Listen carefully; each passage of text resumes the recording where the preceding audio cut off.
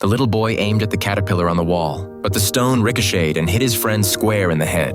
The two boys immediately got into a scuffle, rolling around on the ground. Both ran off to get their older brothers to settle the score. When Bade heard what happened, he grabbed a rock and smashed it against the other kid's head. Later, when the injured boy's parents showed up demanding money for medical bills, Jack told them matter-of-factly that Bade wasn't his biological son. If they wanted to shake someone down for cash, they should go find the boy's real father, Abby.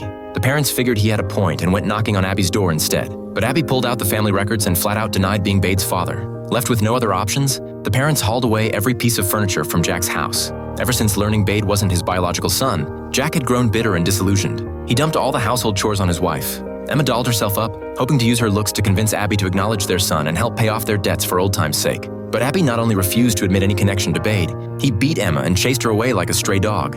Emma came home covered in bruises and defeated. Jack kept a poker face, but inside, the sight of her worn-out cloth shoes cut him deep. He sighed and decided to restore his wife's dignity.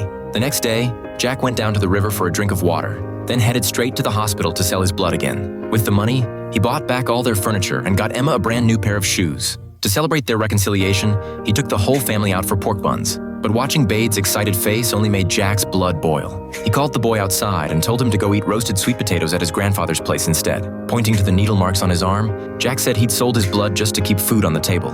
Then, pointing at Bade, he demanded to know if the boy was really his son, if he was truly part of this family.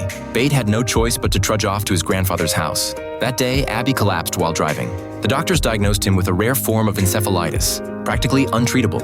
Abby's wife, desperate and out of options, hired a spiritual healer, but the healer said only the voice of his biological son could call his soul back. When Jack heard this, he threw his head back and laughed, cursing that Abby was getting what he deserved. But that very day, Abby's wife came begging at their door. If Bade would come and call out to Abby, she promised to pay for his education all the way through college. After a heated argument, the couple finally agreed. But when Bade stood before his biological father, the word dad just wouldn't come out. Jack had talked tough, but he couldn't help worrying. He hid outside the window, watching secretly. When Bade caught sight of him, the boy called out, "Dad," through his tears, completely shattering the last wall around Jack's heart. Jack burst into the room, furious. Ignoring everyone trying to stop him, he grabbed Bade and walked out. On the way home, Bade held tight to his father's back, and Jack finally let go of his resentment, fully accepting this son who shared no blood with him.